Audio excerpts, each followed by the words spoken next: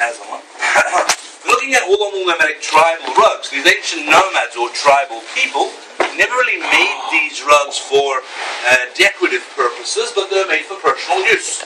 Maybe something to lie on, something to sit on, something to cover their tent, for insulation perhaps, to protect themselves from those harsh winters. But of course, each and every rug from each and every region will always have its distinctive color and design, which represents that particular region. For example, this example here, coming from the northeastern part of Turkey, coming from Mount Nauj, Ararat region. Now, these examples were being made dating back to that tribal era in the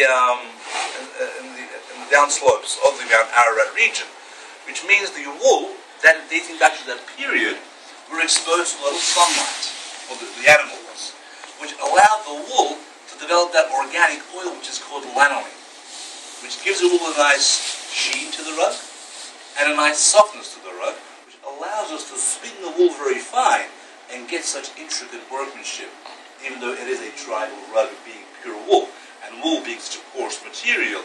Normally you cannot obtain such intricate workmanship. I can easily say, if you agree, a very elegant looking tribal rug in its category.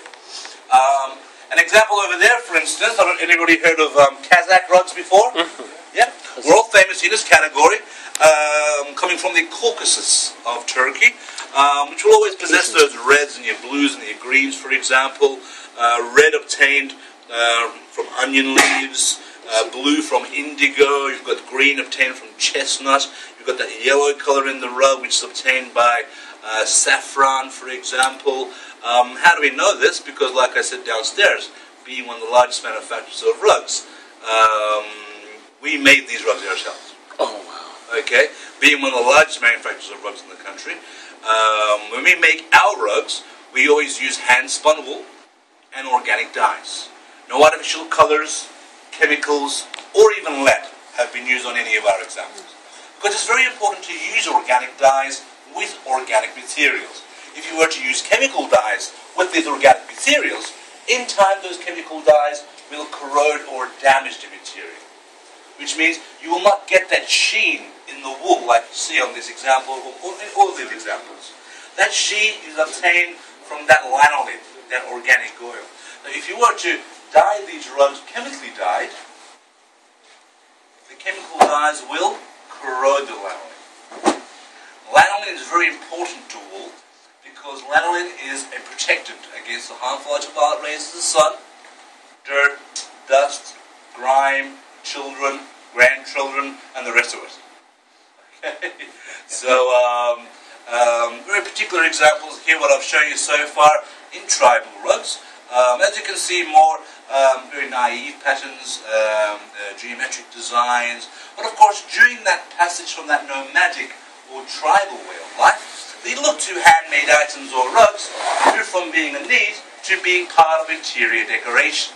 So the sultans of the imperial palaces asked their master weavers to bring out more intricate designs, such as overall patterns or central medallions. But the master weavers had a problem with the wool not permitting a certain number of knots because of the coarseness of the wool. A problem they resolved by combining two different materials in the structure of cotton warps and weft, which is the base or the skeleton of the rug, to enable a greater number of woolen knots to get such intricate designs. As you will see, my friends, or real Dutch, as you can see while my friends are opening up these rugs here, how intricate the rugs are getting in the beginning, with the design and the fineness and the detail of the workmanship. Look at this one here.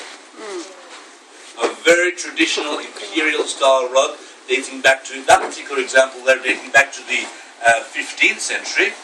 Here's an example here which we call the Royal Topkapi collection, which is actually an example that dates back to the late 17th century. That was actually being made for the Topkapi Palace through to the early 19th century. They were actually placed in certain rooms in the palace that accommodated very special guests that came to the palace dating back to that Ottoman era.